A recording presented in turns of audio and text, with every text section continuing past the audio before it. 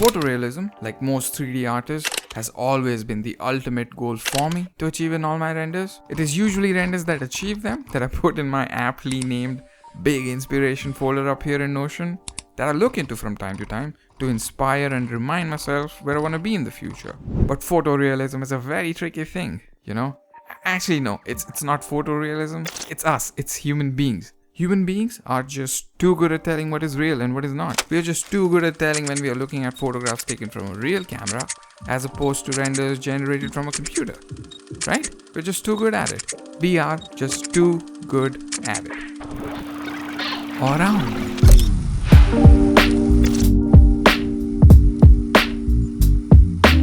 So there's nothing more photorealistic than photographs, right? So don't you think we should be implementing them somehow in our renders?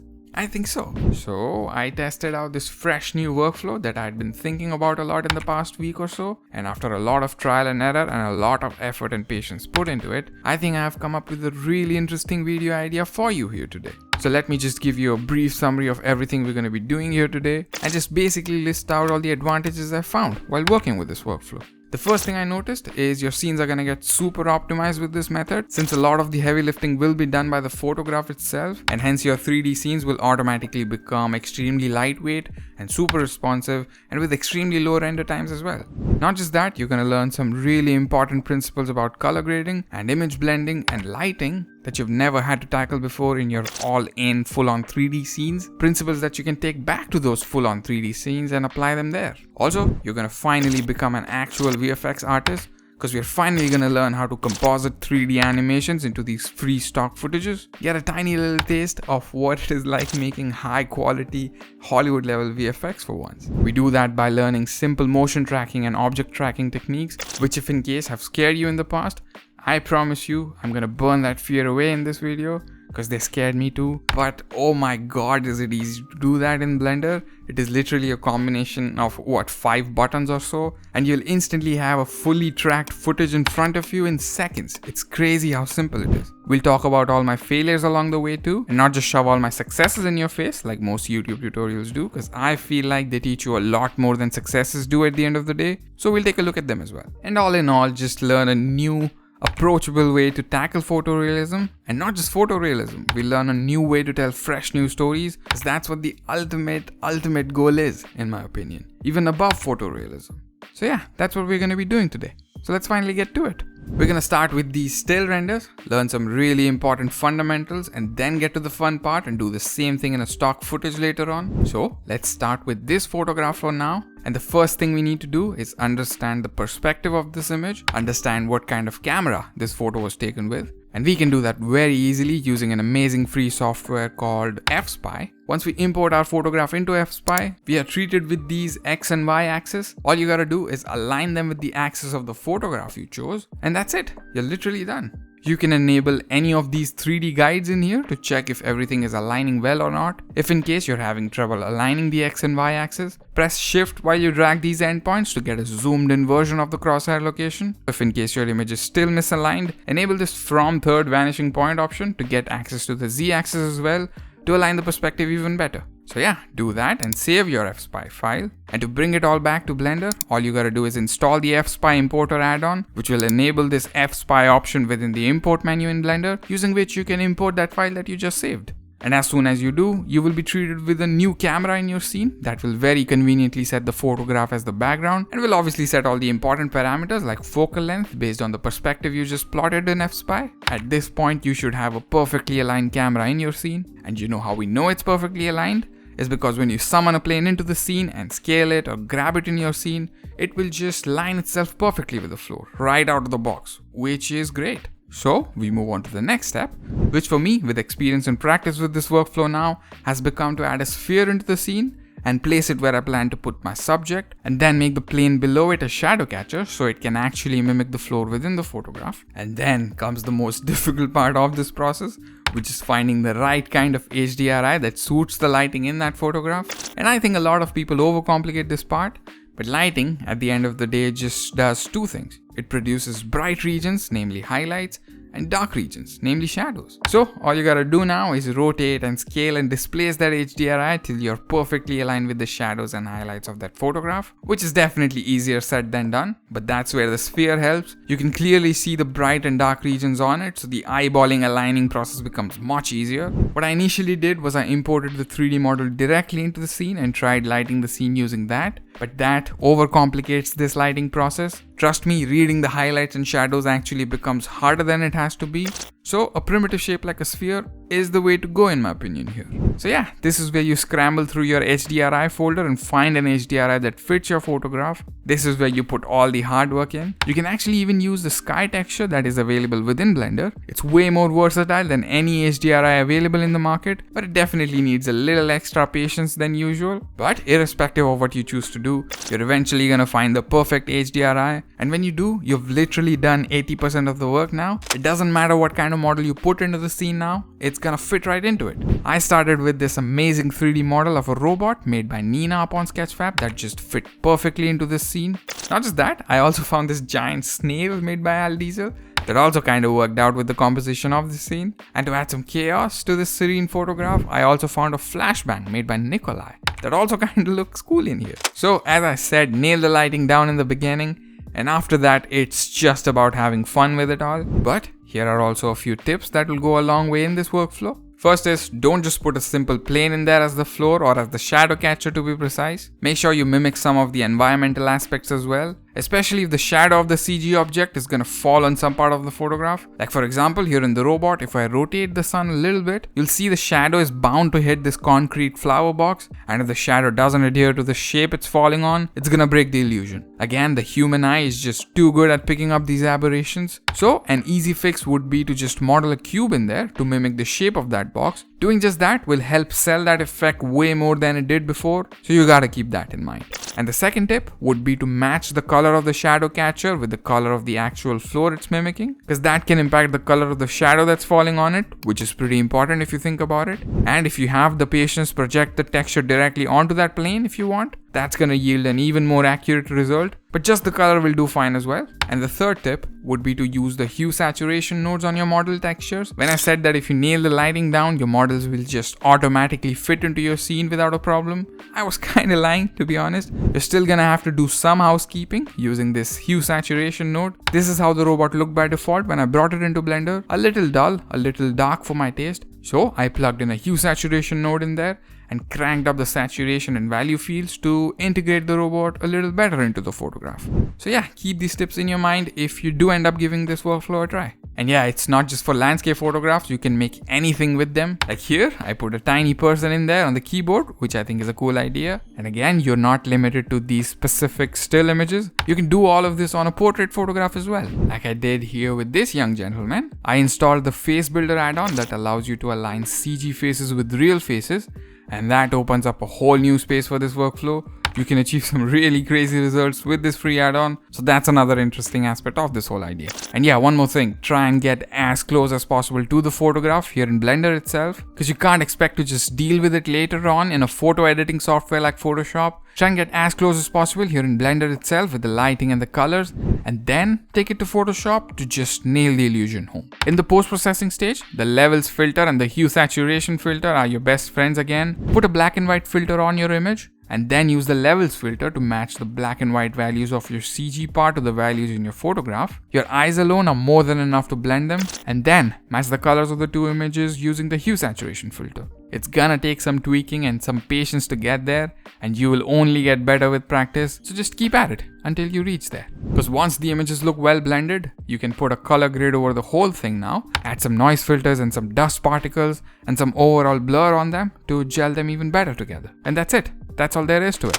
So all you gotta do now is go pick a photograph from any of these free stock photograph websites like Unsplash and Pexels.com and just make something cool, something you have never thought you could before. By the way, as a beginner, pick a photograph that is actually easy to understand. If you pick photos like these that have 1,000 different light sources and ambiguous shadows, it's gonna be really tough to replicate them here in Blender. And you know how I know it will be tough? because I made that same mistake myself. I downloaded a bunch of photos I thought would be cool for a final render, but didn't think a lot about how the lighting was in them or what the perspective of the image was, and hence I failed a bunch of times because I picked the wrong kind of photograph. Not that you can't remake them in Blender, it's just gonna take a lot more time and effort to get it right. And I lack that kind of patience, so I suggest you pick photographs that are easy to understand, easy to break down in the beginning, so you're not discouraged by this whole workflow before you even start giving it a try. But just in case you're still struggling with the whole picking the right photograph thing, and you're just not able to nail the lighting down, no matter how hard you try, I've got one more excellent solution for you. On polyhaven.com, when you go to download an HDRI, you get this 3D option on the left, which you can use to pan around the HDRI, but also you can select an angle and save that HDRI image at that particular angle, which then you can bring back to FSpy and do all that alignment stuff that we did before, and eventually have the same situation going on in Blender, but with the perfect HDRI already ready for that particular scene, because you snapped the picture from it. It will just give you the exact required lighting and the perfect values with no effort at all. So that's another way to approach it. There are actually paid add-ons like HDRI Maker that allow you to project an HDRI on a dome and thus do the exact same thing within Blender with even more precision. So that's another available option for this workflow. So check it out if you're curious. Talking of curious, let me tell you all about today's sponsor, Skillshare. Let me start off by telling you everything that I've come to learn in life through this amazing platform. I've taken classes about cinematic color grading in Resolve. I've taken advanced Lightroom courses, advanced Photoshop courses, concept art courses, and not just digital art oriented classes. I've taken piano courses and music production courses, screenplay courses, and so much more. What I've done is I've put the Skillshare app right in the same folder as all my entertainment apps on the phone. So whenever I'm drifting off to these apps for some procrastination, I more often than not end up in Skillshare. And I'm not gonna lie, I'm a curious person. I like to know everything there is to know about everything, and Skillshare just feeds that curiosity to no extent. There are thousands of perfectly curated, short and snappy courses for literally anything you can think of: public speaking, productivity and time management, finance management, marketing, or even organizing and decorating plants in your house, or making the perfect cup of coffee in the morning. It's an endless ocean full of knowledge and information for the curious ones out there. So check out Skillshare from the link in the description below. The first 1,000 people to use that link will get a 1-month free trial of Skillshare. So check it out before the deal runs out. Okay, let's move on to the interesting part of the video now, which is doing the exact same thing but with a video footage. For a video, we don't need any external software like FSpy. Blender is more than capable of doing that internally through its motion tracking tools. So let's start with this airplane window shot I found on pexels.com and try to track that. So to track a footage, you gotta open up the motion tracking workspace within Blender, which is super easy to do. Once you're in there, you just gotta open up your clip, and in the end panel, you'll clearly see the FPS of the clip, so make sure your project FPS is the same as that. Next, you gotta do two things. First, press the Set Scene Frames button that sets your project keyframes to whatever is the length of the clip you're using. And then press Prefetch so Blender can load that clip into memory so that you get a nice and smooth playback throughout the process. Now there are a lot of fields in here and all of them serve different kind of purposes, but for the purpose of your first tracking project, let's just focus on the important things. Starting with this tracking settings panel that actually has some presets for you if you'd like for Blender to set everything up for you. But let's do it all manually for now and only focus on the most important fields in here. Starting with this motion model drop down. This setting is just so Blender can understand the clip a little better. For our clip here today, we can clearly see that there's no perspective change going on here. There's no complex movement happening. There's no skew. There's no crazy rotation and scaling happening in the video. It's a very simple, straightforward camera motion. So we can just choose location from this drop down because that's the only thing that's happening in our video clip. Now these other options are for when there are a lot of location and rotation and scale changes happening in your clip. Not just that, it has an option for clips that have a clear perspective change. And also there's an option called Affine that is for when there's just a lot of changes happening in your clip, including skewing and perspective changes along with all the location and rotation changes as well within the clip. So set this motion model based on what I just explained. Next step in the tracking workflow is to find high contrast points within the clip, like this tiny black dot or this tiny little screw here on the turbine. And you can do it all manually by control clicking on any of these high contrast points. But why do it manually when Blender can do it all for you? So you just simply press the detect features button here and Blender will find all these high contrast points for you. But it's definitely not going to be enough. We need a few more tracking points, at least 8 if I'm being very specific. So we open up this tiny little menu that just popped up and set the threshold field here to something like 0.001 and distance to something like 75 to get a lot more tracking points in our clip. We're just making the Blender AI more sensitive to high contrast points through these fields. And also don't forget to check this normalize checkbox in here as well. What that does is it makes sure that these dots that you're tracking don't get lost in situations like, say, if the sun suddenly shines on them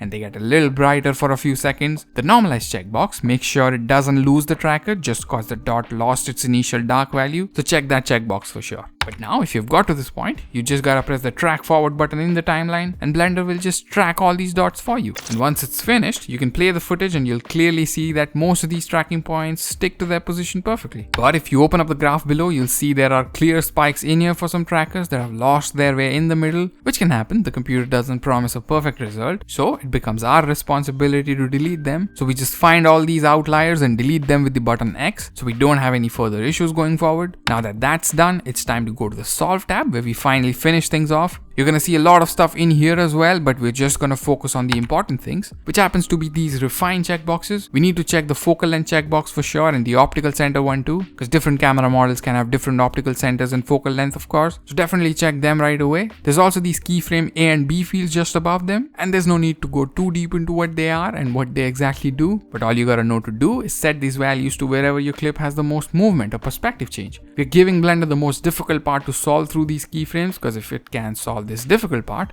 it can obviously solve the easy parts as well. So in our clip, we can see that the maximum movement in the plane is between frame 1 to 60. So we set these fields to 1 and 60. And there's nothing more left to do but press the solve camera motion button. This is when Blender finally starts to understand the perspective of the video clip. Once you press the button, Blender is gonna do its thing and generate a solve error value that tells you how well the tracking process went. Lower that number, better is your track. The most ideal number for a 1080p footage is below 0.5 pixel, and for a 4K footage is a value under 1 pixel. And we are really lucky to get a number already below 0.5 pixel here, mostly because our footage is super stable. But in most clips, that won't be the case. This value could be as high as 20 pixel in some cases, and it is then our job to bring that number back down to at least below 1 pixel. Now, how do we do that? It is pretty simple. Remember how we went to the graph and deleted those outliers that had huge spikes? That's exactly what we're going to do now as well, but on a much more granular level using these refine tools that Blender has. If you click on this clip display drop down here and click on the info checkbox, you'll see that each of these markers have their own solve error value, and our job through the cleanup tools is to delete the markers that have really bad solve error values. All you gotta do is press on filter tracks and then open up this tiny little menu that just popped up and enter a value like 15 pixel, so Blender can select all the tracks that have a solve error above 15 pixel. None do in this track, so we go down to 10 pixel. Zero track is there as well, so we go down to 5, and now we have some trackers selected. Our job is to delete them just like we did with those graph outliers before, and press the solve camera motion button again and observe that solve error value again. You gotta keep repeating this process until you at least get to below 1 pixel. And that's it. That would be the basics of how to track a footage in Blender. Now all that's left to do is just go to the bottom of the scene setup panel and press set as background and set up tracking scene. So Blender sets the whole scene up for you. And yeah, there are still fields like set origin and set floor and set wall under the orientation tab here that are also really useful in a lot of instances. But let's keep it simple for now. If you have issues with your track, I'll link around 3 really good tracking video tutorials in the description so you can dig deeper into the subject later on. And I know I said this is all gonna be super simple, but I'm sure all this tracking jargon still looks too intimidating to anyone who's never done it before. But trust me, you do it once and you'll know what I'm talking about when I say that this is one of the easiest things that I've learned in Blender for a while now. So please give it a try, if not anything else in this video. Because if you do, at this point you should have a fully tracked footage and you just gotta repeat everything we learned in the still image render phase. Find a good HDRI that suits our clip, align the shadows, place the shadow catcher, bring in the subject, play with its hue saturation values, just do the exact same things we did before to blend it all together. And yeah, I didn't mention it before, but you can also use the exposure and gamma values in the color management tab too, if you want extra control for this blending process. And also, as I said before, once you have the lighting all set up, It's just about having fun with it now. Try all kinds of different sculptures and creatures and whatever tickles your mind at this point, because the difficult part is already over. And yeah, what we did in the previous process was solve the motion for the camera, as you can see here in the end panel. If in case you have a situation where you know all the sensor details and focal length of the camera and you just want to track an object in the scene, there's also an option for tracking specific objects within a clip here, which follows the exact same workflow but just for an object instead. And once you do that, all that's left to do is parent your CG element to any of these object trackers that come up to blend the overall motion of the two elements together. I'll make sure to find a good tutorial for that topic as well in the description below if you want to delve deeper into that as well. But I guess that's it for this breakdown. I think a point worth mentioning before we end this video is a better way to try out this workflow is to not use these stock photographs and clips we randomly found on the internet, but actually go out and shoot some pictures and videos yourself. But come on, I know it, you know it, most of us are just too lazy to go do that. But hey, it's still worth mentioning. Also, as I said before, choose clips that you understand, choose clips with simple directional lighting that you can easily replicate in Blender, especially when you're starting out. Don't go choosing crazy ass stock footages that are super hard to track. Try and keep it simple. And one more important thing, actually the most important thing in this workflow, is to make it about the story and not the photorealism per se. Photorealism is a catchy YouTube term, but this video is more about exploring a new storytelling tool. There's no point in doing all this tracking and plotting and all this hard work and at the end of the day just placing a cup and a saucer in the middle of a table and nothing else. It's a cool image, but it doesn't tell me a story. Don't just put a rock in the middle of a forest and call it a cool render. Try and tell a story with these photos and videos. A giant turtle or a crab on the edge of a cliff tells me a story. A tiny guy on a keyboard tells me a story. Even a giant banana outside an office building tells me a story. Not a cup and a saucer or a rock in a forest though. Don't let the photo or your CG element become the focus of the final render. Make it about the story. And that's when you will have succeeded in achieving what I wanted to convey in this video. So yeah, go have fun with it. Send me the results if you end up making something cool. I love it when you guys do that, so my Instagram is totally open for that. Subscribe to the Patreon if you want to request a specific kind of video. Thanks to the people who have already subscribed to it. I'm indebted to you for showing such immense support to such a tiny little creator here on YouTube. You have no idea how much it helps in continuing to do this for a living. Check out the Skillshare link too, to not miss out on a great deal. But for now, this video is done. Let me know your thoughts in the comment section below. Correct me in case I said something wrong, and I will hopefully catch you guys in the next video. Bye bye.